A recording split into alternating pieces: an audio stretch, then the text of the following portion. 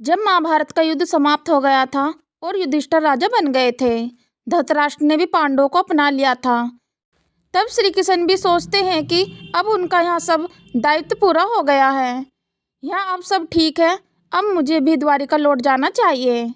तब सब लोग एक एक करके श्री कृष्ण से मिलने के लिए आते हैं और अंत में कुंती जब श्री कृष्ण से मिलने के लिए आती है तो कहती है कि कहना, यदि तुम ना होते तो मेरे सारे पुत्र मारे जाते। तुमने तो मुझ पर बहुत बड़ा उपकार किया है, तुम तो मेरे लिए भगवान हो। तब श्री कृष्ण उनके आंसू पोंछते हुए कहते हैं कि आज तो मेरी कुंती बुआ ने मुझे भगवान कहा है।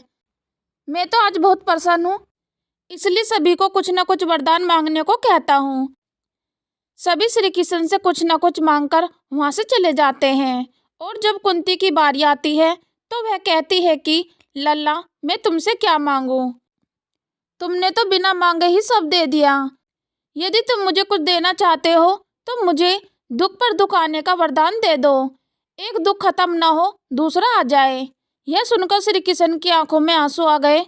उन्होंने कहा कि बुआ, मुझे नहीं लगता कि आपने जीवन में कभी सुख भोगा है। आपका तो जीवन संघर्षों से भरा है और आज आपके पास सुख मांगने की बात आई तो आपने फिर से दुख मांग लिया। तब कुंती कहती है कि हे कृष्णा, वह दुख लाखों सुखों के बराबर है जिसमें तुम्हारी याद सदा बनी रहे। और दुख हो तभी तो तुम मेरे दुखों का निवारण करने के लिए यहाँ आओगे, नहीं तो सुख में तो तुम मुझे नहीं पूछोगे। यहाँ यह प्रसंग कुंती का भगवान श्री कृष्ण के प्रति स्नेह और भाव प्रकट करता है। दोस्तों, यह छोटा सा प्रसंग बहुत बड़ी सीख देता है कि ईश्वर को सुख और दुख दोनों स्थितियों में याद करना चाहिए। सुख में याद रखेंगे तो हमें याद रहेगा कि कैसे दुख सहन करके ही यह दिन आया है, और दुख में याद करेंगे तो यह विश्वास बना रहेगा कि भगवान ने दुख दिया है तो सुख भी देगा।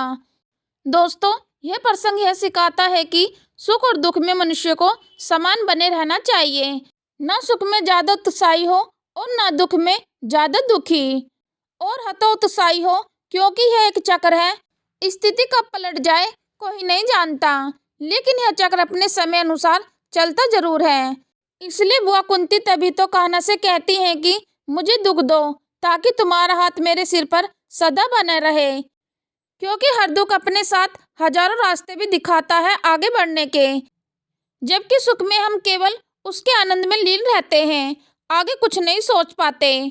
दोस्तों, उम्मीद है कि ये छोटा सा प्रसंग आपको अच्छा लगा होगा और इससे आपने जरूर कुछ सीखा होगा।